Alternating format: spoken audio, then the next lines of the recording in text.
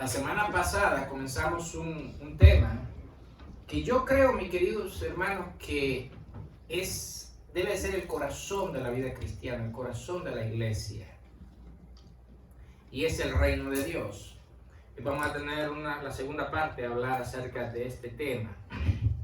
Y quiero hablarle acerca del reino de Dios, pero de su grandeza. De su grandeza. Ahí yo entiendo que posiblemente pudieran haber algunos conceptos erróneos acerca del reino de Dios en la vida de muchísimos cristianos. De hecho, yo he escuchado algunas cosas que realmente y he visto modelos que otros han seguido de otras personas, conceptos que han aprendido de otras personas que no van de acuerdo a lo que dice la Biblia. La opinión que Dios tiene, el plan que Dios tiene y la forma de trabajar de Dios en el reino de Dios, en su reino, con cada uno de nosotros, es un poco distinto al concepto que tal vez hemos aprendido de personas que muy bien intencionadas, pero muy mal informadas acerca de la palabra de Dios, han enseñado a otros. Quiero que toquemos 3 versículos bíblicos para entrar en el tema. Primero está en Romanos 14:17. Pablo, inspirado por el Espíritu Santo, le dice a la iglesia de Roma: porque el reino de Dios no es comida ni bebida. ¿De qué Pablo está hablando? No es nada físico, ni nada que pueda satisfacer nuestras necesidades físicas. ¿Entienden? Eso es lo que Pablo está hablando. ¿Qué es comida y bebida? Son las 2 cosas más grandes que el ser humano necesita para existir, físicamente. Físicamente. El ser humano puede vivir hasta 40 días sin comer. Pero el ser humano al tercer día, sin beber agua, muere. Porque nuestro cuerpo es alrededor de 70-75% de líquido. Si necesitamos agua, necesitamos beber. Pero miren lo que dice Pablo, es interesante que lo comparemos, lo que Pablo está hablando, está comparando cosas físicas y cosas espirituales. Él dice, el reino de Dios no es comida ni es bebida, sino justicia, paz y gozo en el Espíritu Santo. No en las circunstancias que nos puedan rodear. Porque cuando tenemos la cuenta con un poco de dinero en el banco, no nos preocupa nada, ¿no? Pero cuando la cuenta escasea, entonces ese gozo, hermanos, que aparentemente había 1 o 2 semanas antes, un mes antes, como que se desaparece. Esa felicidad. O sea, la felicidad, y vamos a hablar acerca de eso, ¿verdad? La felicidad y el gozo son 2 cosas distintas, vienen de 2 puntos heterogéneos, 2 puntos distintos. Justicia, paz y gozo en el Espíritu. La segunda lectura bíblica está en Juan 18:36. Jesús respondió: mi reino, hablando del reino de Dios, estamos hablando acerca del reino de Dios, mi reino no es de este mundo. En otras palabras, no busquemos satisfacer o llenar o hacer un plan que intente asegurarnos en este mundo. Porque si alguien está buscando vivir eternamente en este mundo, bueno, pues este mundo no está mal. Mi reino no es de este mundo. Si mi reino fuera de este mundo, entonces mis servidores pelearían para que yo no fuera entregado a los judíos. Mas ahora mi reino no es de aquí. O sea, Él lo va a traer aquí, pero no es de aquí. Entendamos eso. Mateo 25:34 en adelante. Entonces el rey dirá a los de la derecha, esta parábola de Jesús: venid benditos de mi Padre, heredad del reino preparado para vosotros desde la fundación del mundo. Miren qué consiste.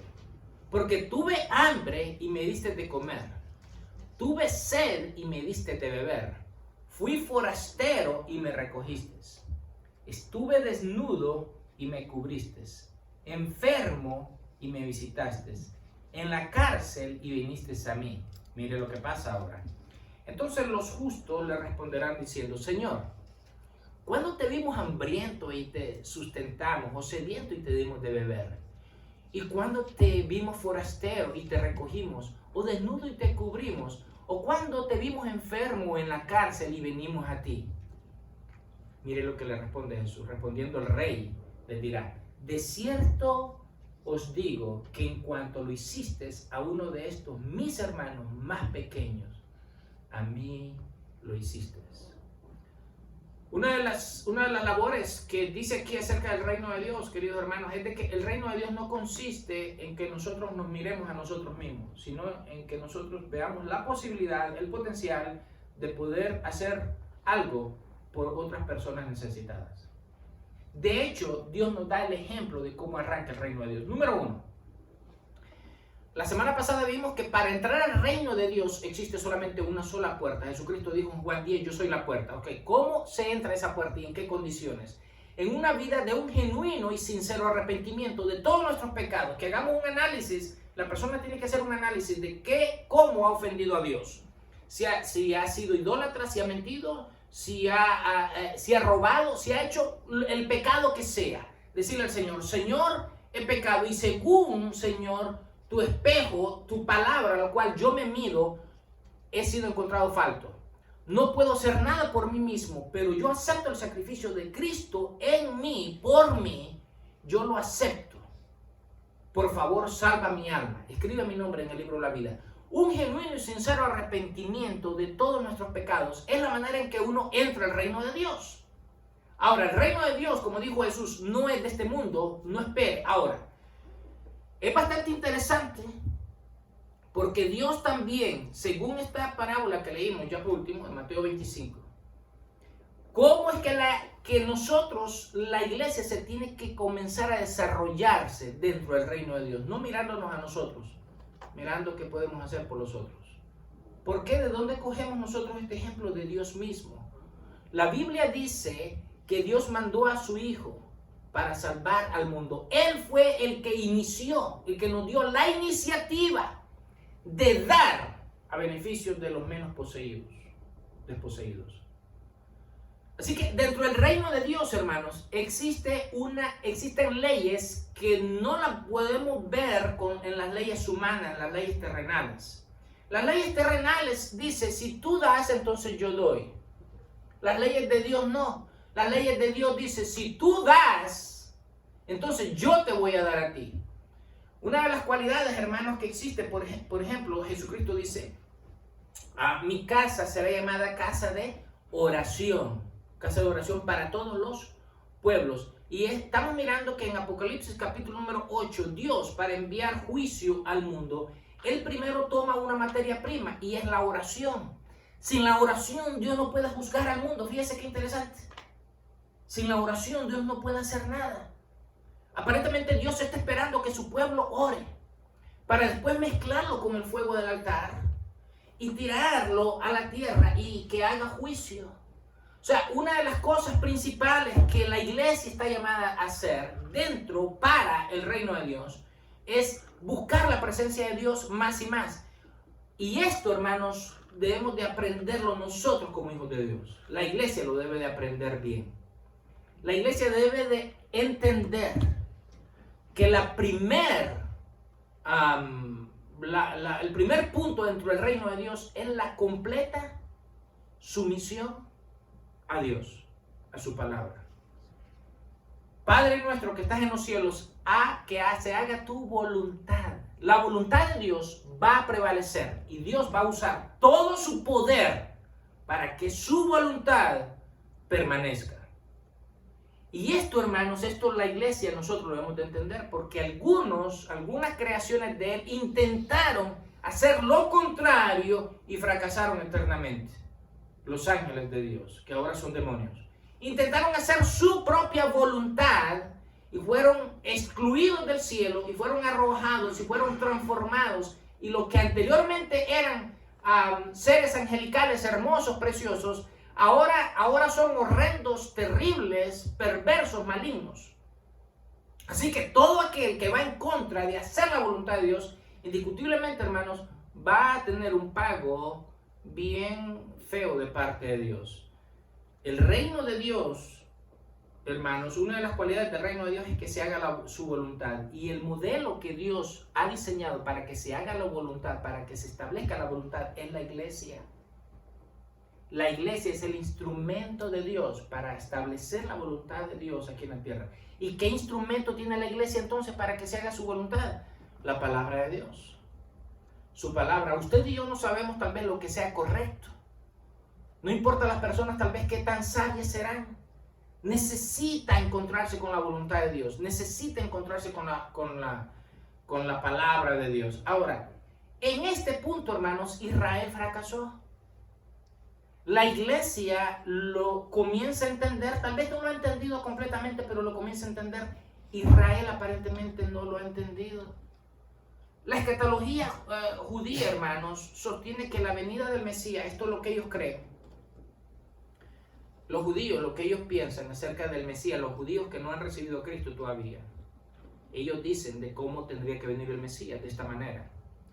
Dice que el Mesías se asociará con una serie específica de eventos que aún no han ocurrido según ellos, incluido el regreso de los judíos a la tierra natal. Bueno, esto ya sucedió. La reconstrucción del templo de Jerusalén. Bueno, la Biblia nos enseña que esto va a suceder, pero en el tiempo de la gran tribulación. Una era mesiánica de paz y comprensión durante el conocimiento de Dios que va a llenar toda la tierra. Sí, esto está en la Biblia.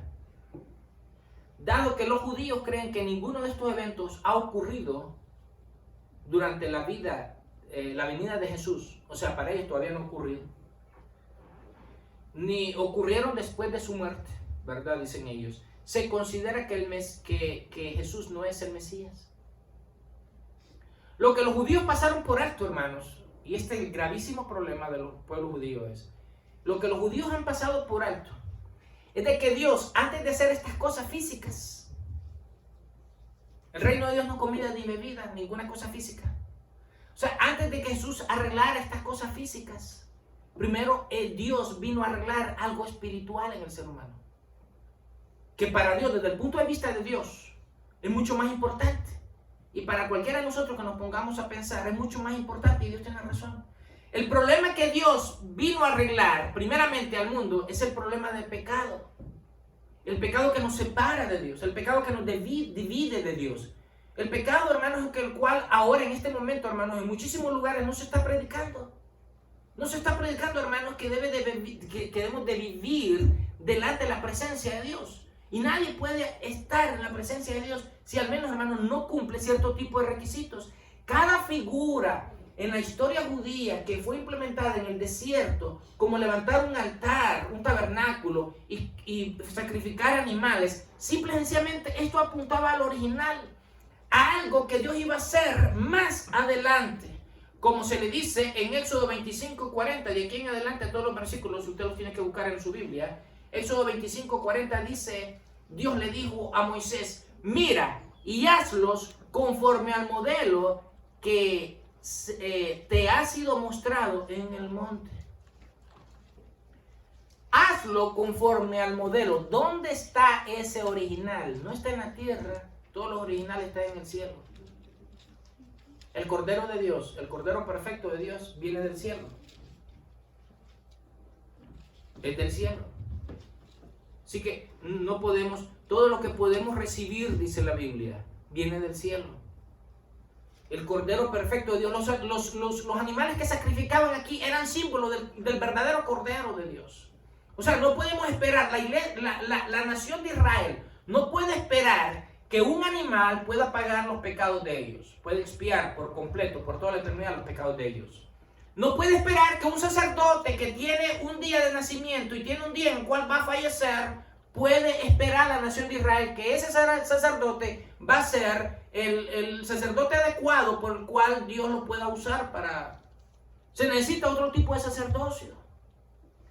Cuando sacrificaban animales, esto solamente apuntaba al Cordero perfecto de Dios, al Cordero enviado de Dios, que sería el Cordero que Dios había escogido, su Hijo único. Isaías 53, vaya conmigo por favor a esa escritura bíblica. Isaías 53 es una de las profecías bíblicas al cual apunta al Mesías, a Cristo. Algunos intérpretes judíos dicen de que esto se refiere a Israel. Bueno, carece de evidencia ese tipo de interpretación así. Dice, ¿quién ha creído a nuestra prédica? ¿Quién ha creído a nuestro anuncio? ¿Cuántos de los judíos que oyeron a Jesús creyeron? Bueno, la gente sencilla, muchos de ellos creyeron. Pero ¿cuántos religiosos? Muy pocos. ¿Quién ha creído a nuestro anuncio y sobre quién se ha manifestado el brazo del Eterno, el brazo de Jehová? Subirá cual renuevo delante de él y como raíz de tierra seca no hay parecer en él, ni hermosura le veremos más inatractivo para que le deseemos. Despreciado y desechado entre los hombres. Fue despreciado y desechado, ¿verdad? Varón de dolores, experimentado en quebranto. ¿De qué está hablando? De un sufrimiento. Y como que escondimos de él el rostro, fue menospreciado y no lo estimamos. ¿Sí o no? Pasó así, ¿verdad? Ciertamente llevó él nuestras enfermedades. Mire qué tremendo lo de Dios, hermano, para nosotros. Y sufrió nuestros dolores. Y nosotros le tuvimos por azotado, por herido de Dios y abatido. Mas él herido fue por nuestras rebeliones. Mire, molido fue por nuestros pecados. El castigo de nuestra paz fue sobre él y por su llaga somos nosotros curados. Todos nosotros nos descarriamos como ovejas, cada cual se apartó por su camino, mas Jehová cargó en él el pecado de todos nosotros. Él lo cargó en la cruz. Angustiado él y afligido no abrió su boca, como cordero fue llevado al matadero y como oveja delante de sus tranquiladores enmudeció y no abrió su boca. O sea, el sacrificio de Cristo, hermanos, estaba simbolizando que Él era el Cordero de Dios. Aquellos animales que se sacrificaban antiguamente era un simbolismo. Ahora tenemos delante de nosotros el Cordero perfecto de Dios, el cual es el que abrió el reino de los cielos para que todo el mundo que quiera entrar pueda hacerlo. Ahora, cuando estamos aquí en este mundo, hermanos, nuestros valores pudieran cambiar. Podemos tomar cierto tipo de cosas como más valiosas y dedicarle más tiempo a aquellas cosas y no a Dios. Esto pasa con los seres humanos, porque ponemos nuestros valores equivocadamente, porque nuestra percepción, hermanos, a veces de lo que es la riqueza, de lo que es los tesoros, en la mayoría de los casos, hermanos, en la mayoría de los seres humanos es desviada, es torcida y no tiene un punto adecuado al cual podamos anclar nuestras vidas. Ahora, la Biblia dentro del reino de Dios nos instruye, nos impulsa a que podamos poner nuestros valores, nuestro más búsqueda de nuestros más apreciados tesoros en el lugar adecuado. Vea, por ejemplo, Lucas 12:32. Lucas 12:32. Mire cómo dice aquí la Biblia, cómo dice Jesús acerca de dónde y cómo nosotros podemos poner nuestros valores, nos podemos apreciar a las cosas. Y el valor más grande, hermanos, que podemos tener es el tiempo. Escuche esto, mire. Hay personas, yo he escuchado que hay personas que dicen, bueno, no hay problema.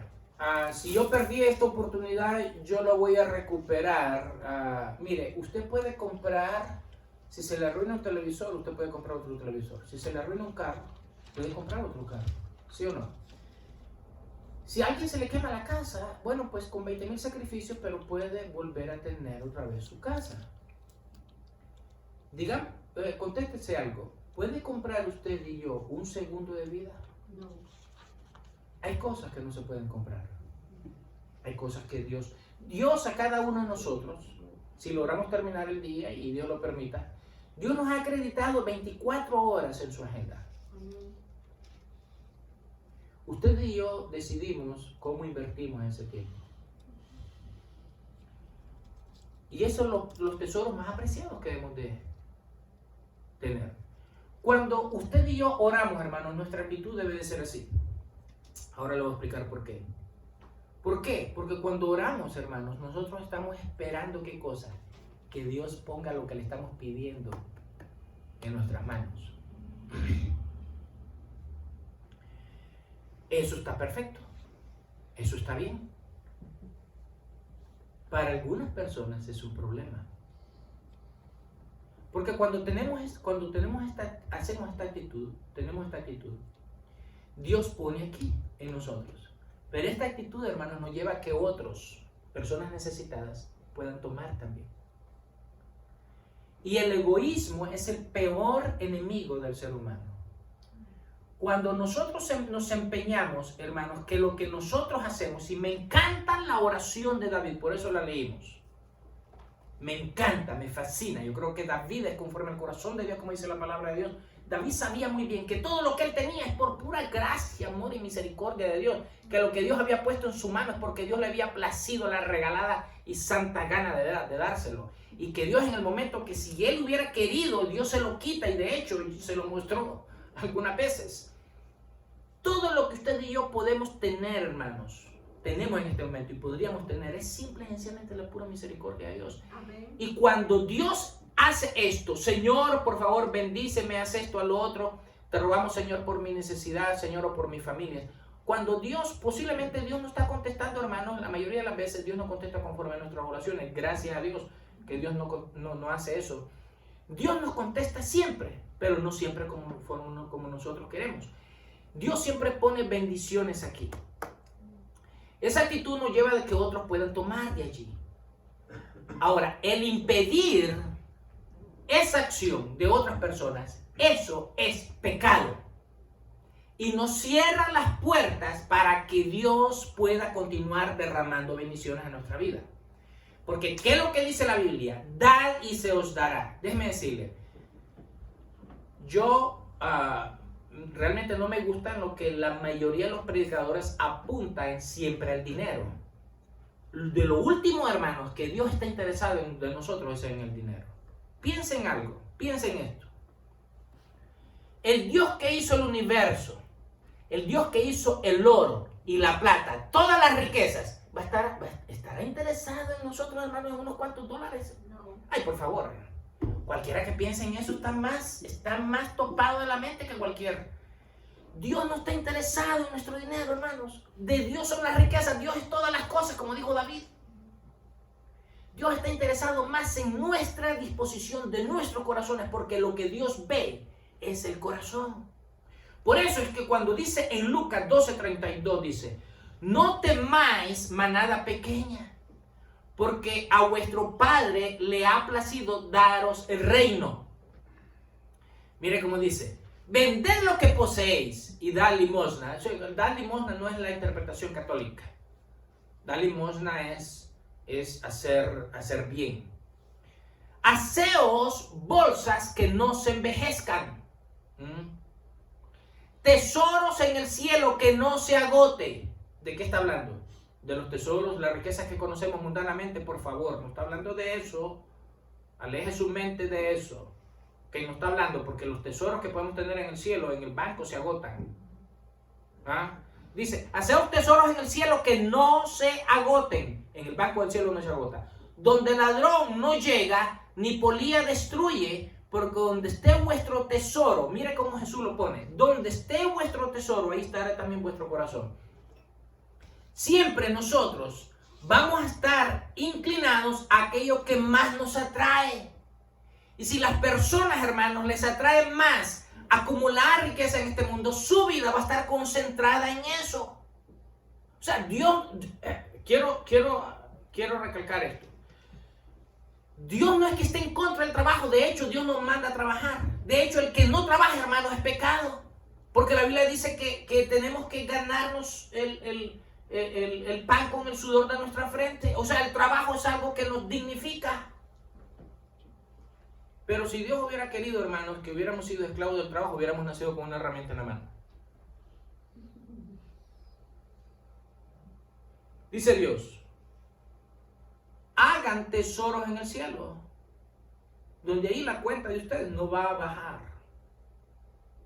Por supuesto, desde ese momento ya debemos de entender que Dios no está hablando, hermanos, de riquezas de dólares.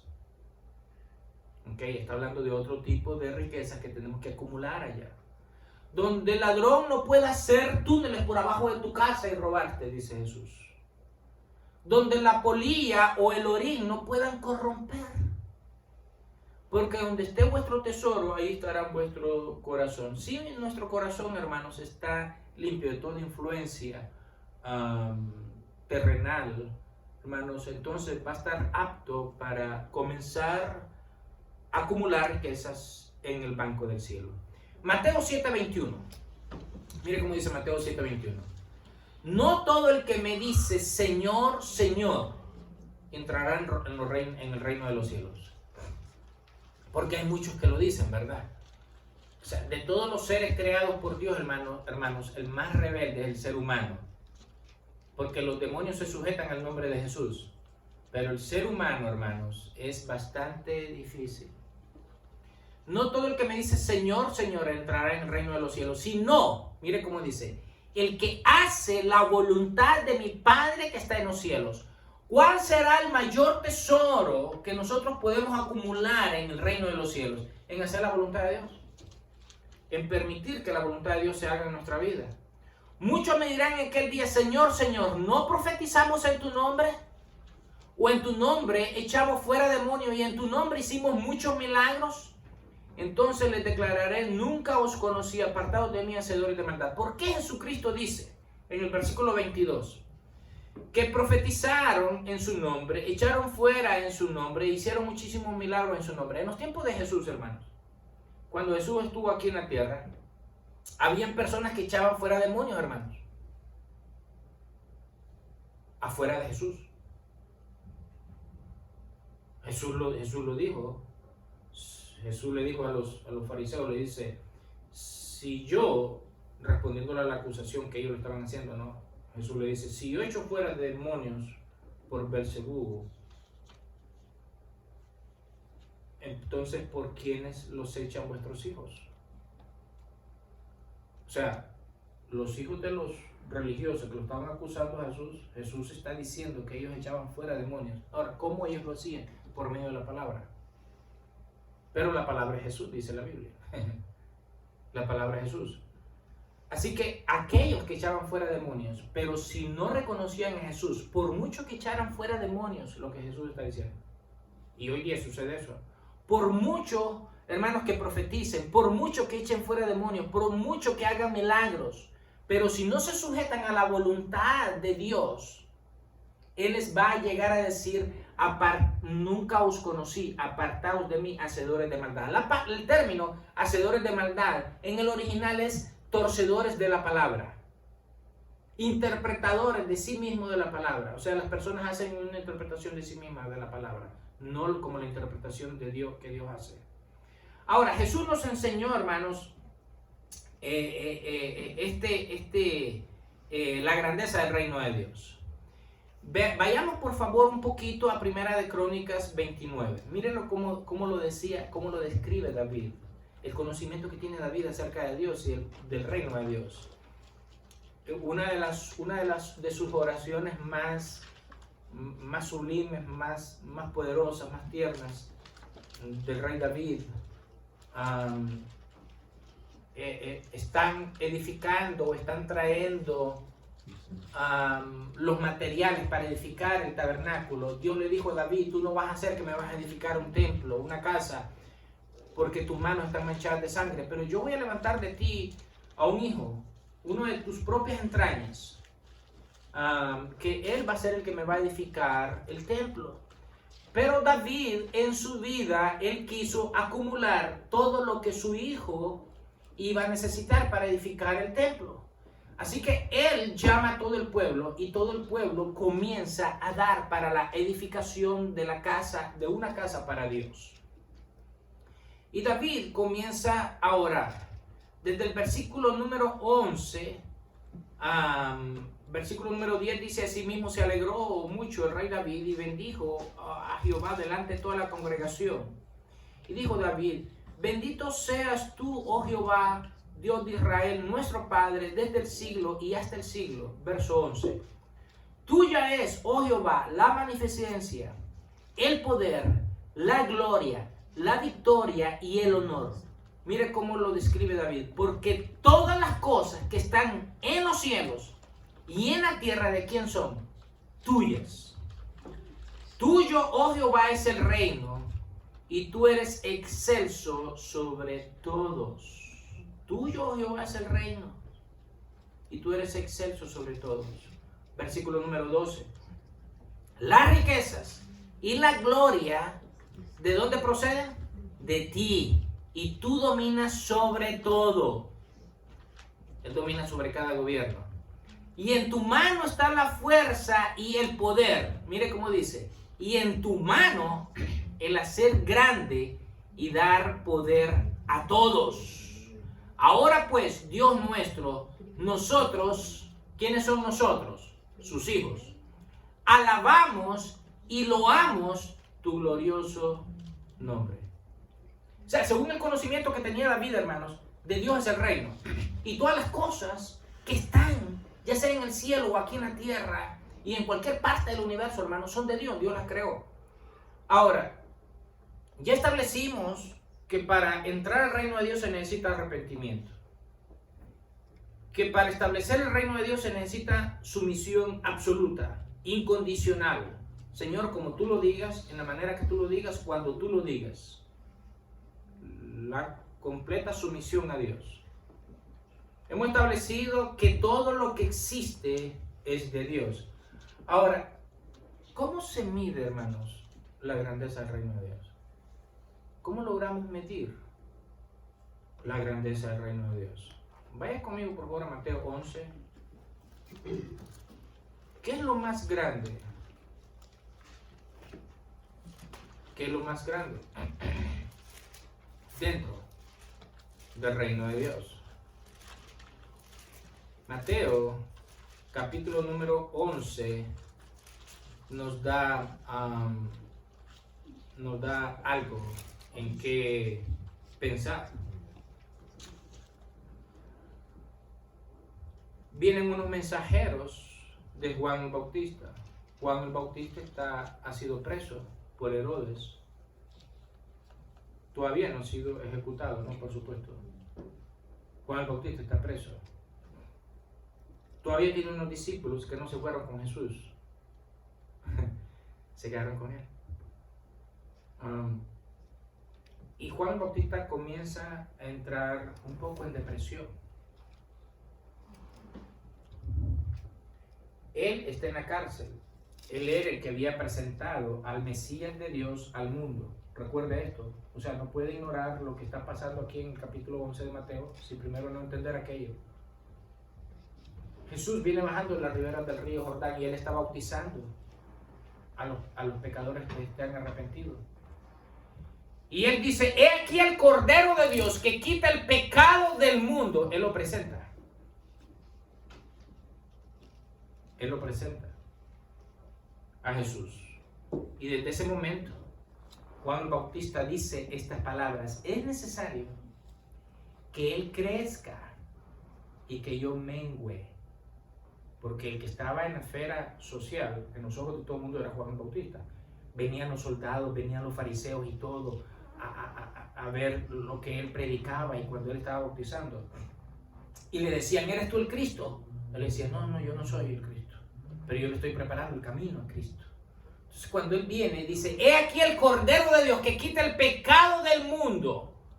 Y él se hace a un lado y deja entrar a Jesús. Eso es humildad. Eso es humildad. Y Jesucristo dice las mismas palabras que tomó de Juan cuando él estaba bautizando. Dice, es necesario que todo aquel que quiera entrar al reino de Dios tenga que arrepentirse. Y Jesucristo dice lo mismo. Entonces, viene esta comisión de Juan Bautista, que lo estaban cuidando, velaban por él. Pero vienen con una pregunta. Y la pregunta que está en Mateo 11, verso 3. Mire cómo dice. ¿Eres tú aquel que había de venir o esperamos a otro? Espérate un segundo. Cualquier persona que tiene un poquito de psicología tiene que pensar, espérate un segundo. Juan Bautista me presentó y él testificó que yo era el Cordero de Dios. Y esta pregunta que me hacen estos muchachos, ¿eres tú aquel que había de venir o esperamos a otro? Juan está deprimido.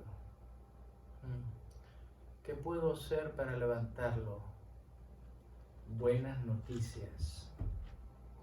Jesús le dice, id, versículo número 4, id y haced saber a Juan las cosas que oís y veis.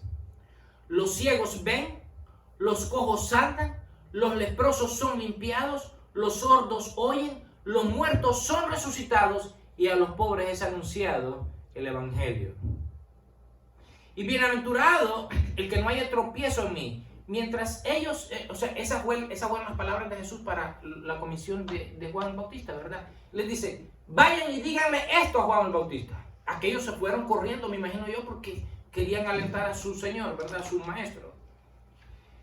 Cuando aquellos se van, Jesús se queda con sus discípulos y la multitud que lo rodea. Y le dice, mientras ellos iban, comenzó Jesús a decir a la gente, de Juan a la gente, ¿qué saliste a ver en el desierto? ¿Una caña sacudida por el viento?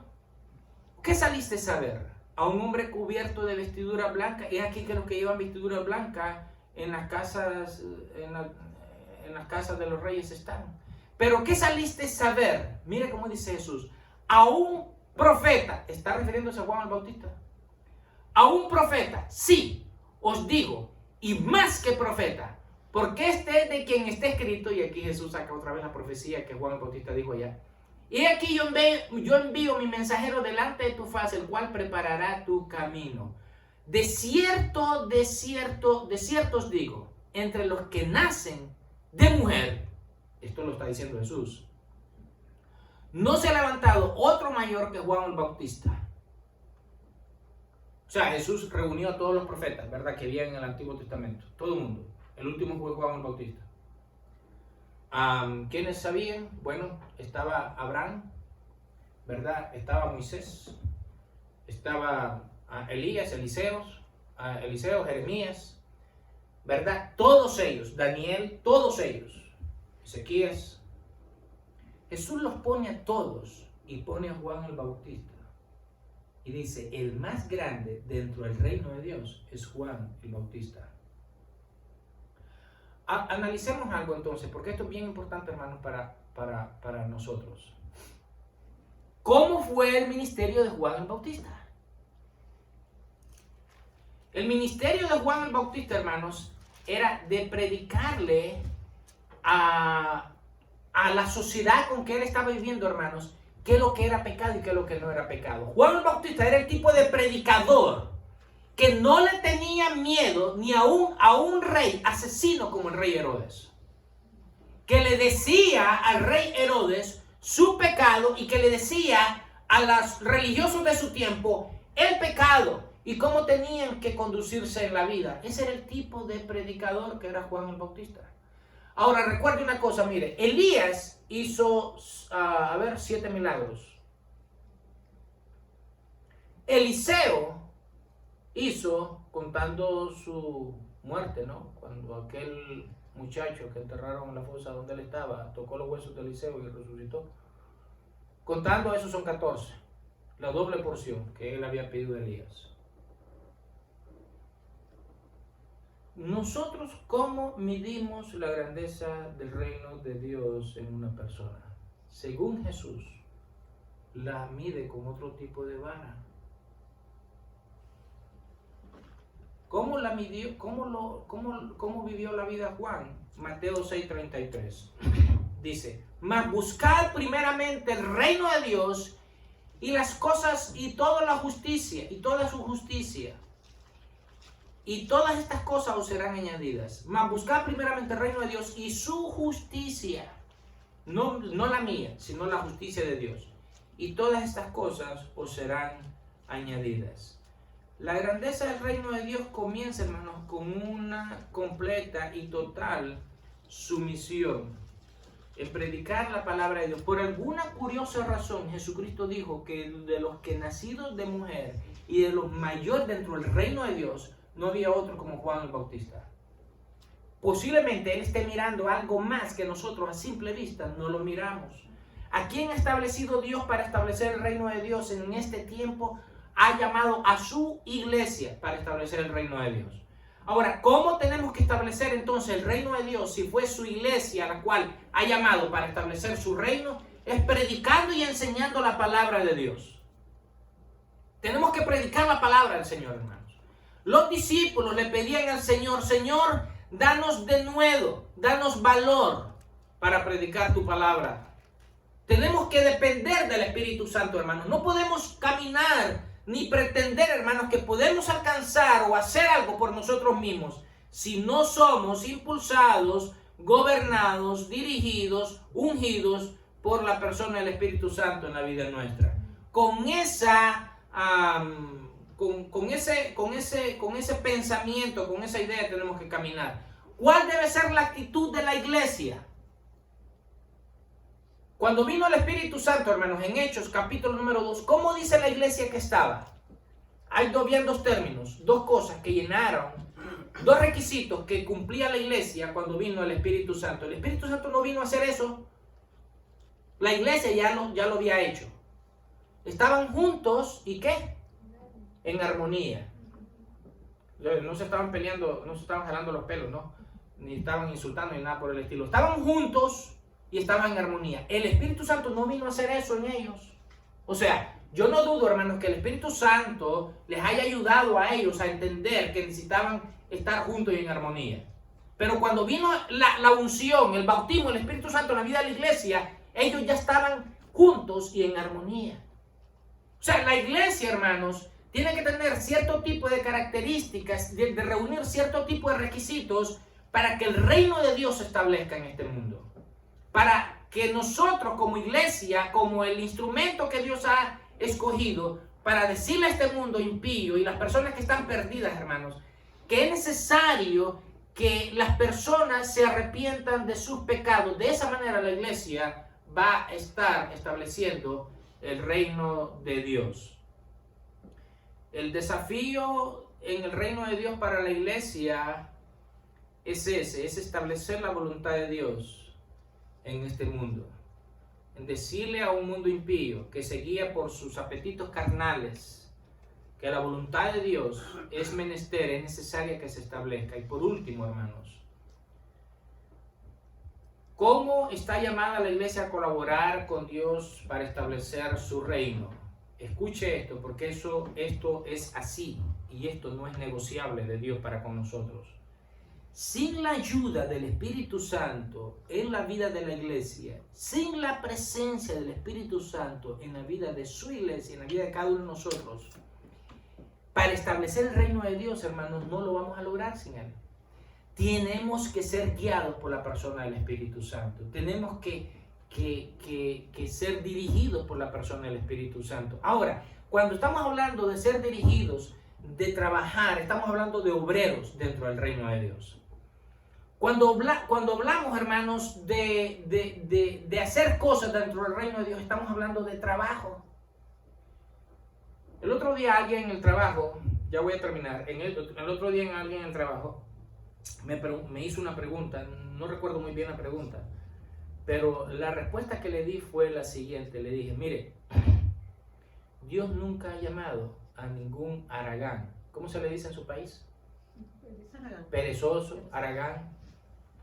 Los cubanos le dicen, se me fue como le dicen los cubanos. Vagos, exacto. Dentro del reino de Dios, no hermano. Examinemos la vida de cada uno de los discípulos. Cada uno de ellos estaba trabajando.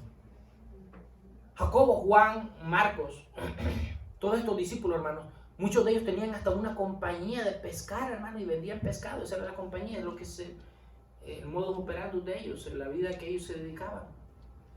Y Jesucristo los llamó. Al principio ellos estaban trabajando medio tiempo, pero después los llamó a tiempo completo. O sea, aún hasta Judas, hermano, estaba trabajando.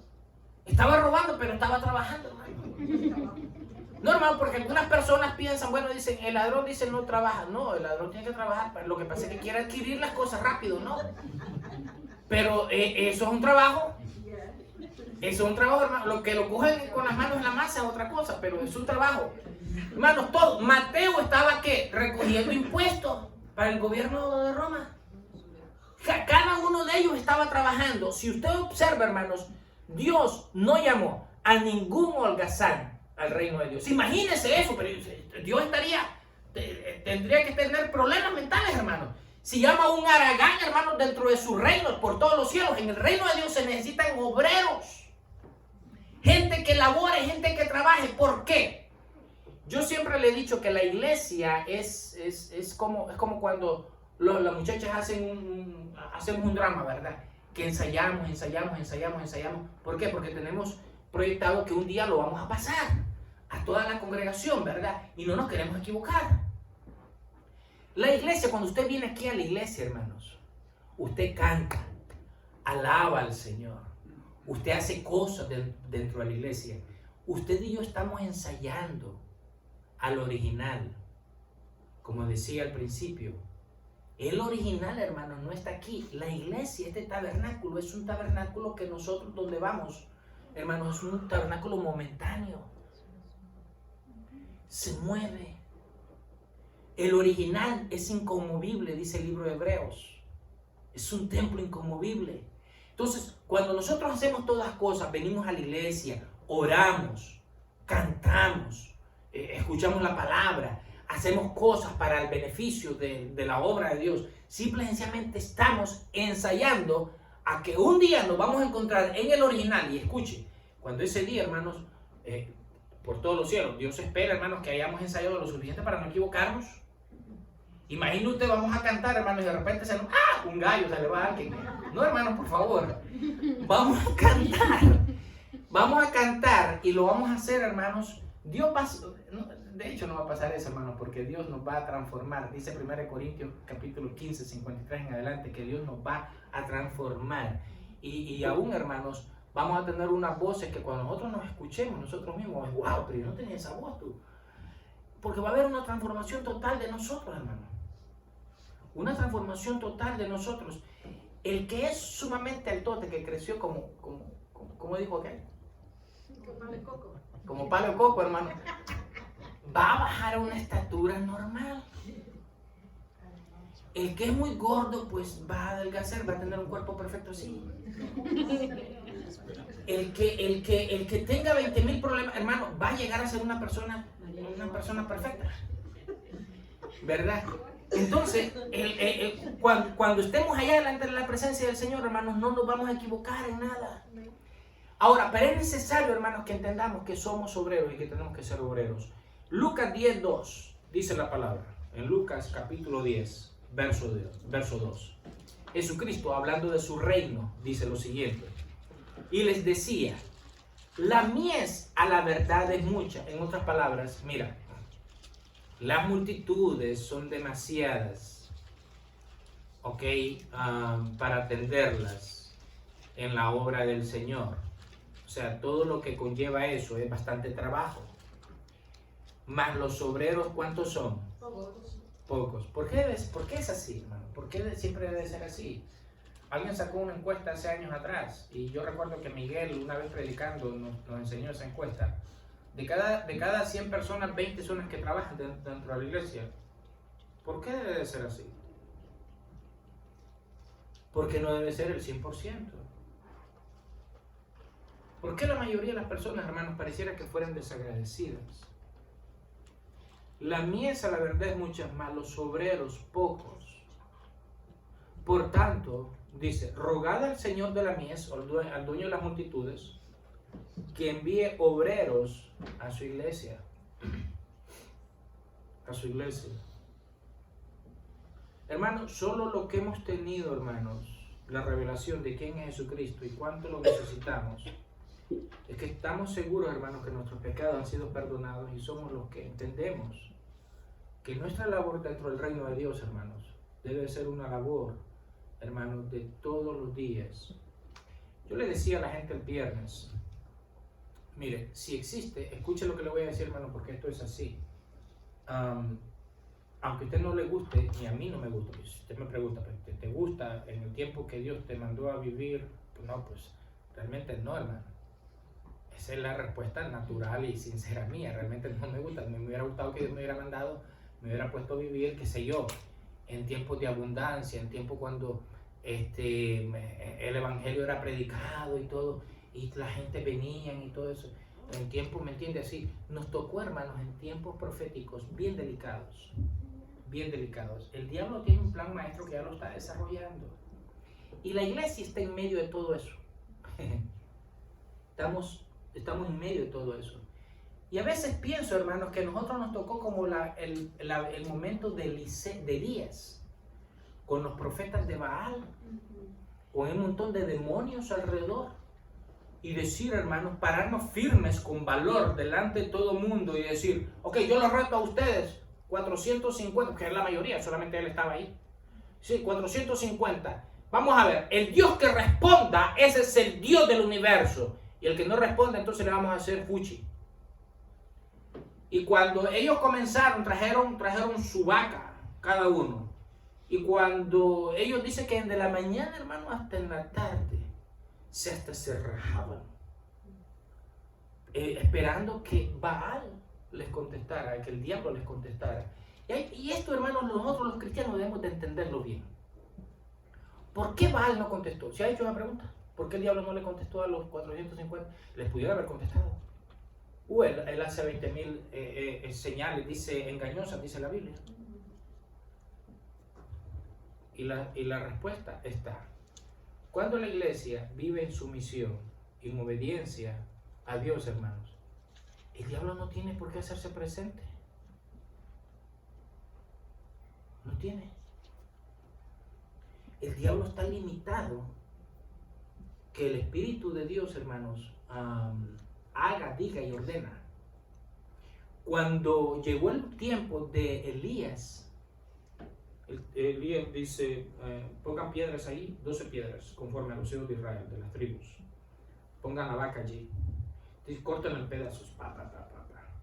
Dice, hagan una zanja alrededor. Llénala de agua. Llénala otra vez de agua. Llénala otra vez de agua. Imaginen ustedes. Elías estaba esperando una respuesta contundente de parte de Dios. Una respuesta, hermanos, que nadie dudara de que él era Dios. Y cuando él le toca el turno, bueno, ustedes les tocó más de 8 horas, ¿no? Estuvieron más de 8 horas, estuvieron desde la mañana, pues hasta las 3 de la tarde, son casi 8 horas, 8 horas, ahora me toca a mí. Señor Dios Todopoderoso, contéstame según tu misericordia. Y cuando él estaba aún orando, hermanos, el cielo se abre y viene una clase de llama de fuego de arriba, hermanos. Dice la Biblia que consumió la vaca, consumió las piedras, consumió el agua, hizo un gran hueco. Y yo me imagino, hermanos, Elías con su ego piadoso, elevado hasta arriba. Dice, ¿alguien duda del poder de Dios aquí? Y todo el mundo con la cabeza agachada, y entonces le dice, prendan a todos estos y huélganle la cabeza. Yo pienso que la iglesia, hermanos, nos ha tocado más o menos en un tiempo similar así, donde la iglesia nos tenemos que parar firme y que le tenemos que decir al mundo y a la gente que está gobernando y que quieren hacer lo del mundo y nos quieren hacer 20,000 cosas, ok, ustedes quieren hacer esto, el reino de Dios, nosotros hemos sido llamados por Dios para establecerlo. Ustedes quieren hacer esto y Dios nos manda a predicar el evangelio. Es el momento de que ustedes vean quién es el que gobierna el universo. Y nos tocó. Nos tocó. Quiero leerte para finalizar una escritura de Apocalipsis 19. Vaya por favor conmigo. Apocalipsis 19.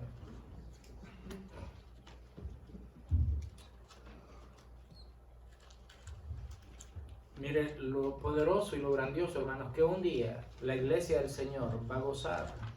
Viene ese día y está cerca, donde la iglesia del Señor, hermanos, no solamente hemos sido llamados a participar para establecer el reino de Dios aquí en la tierra, hermanos, sino que un día vamos a gozar de la presencia de Cristo, hermanos, de una forma inigualable.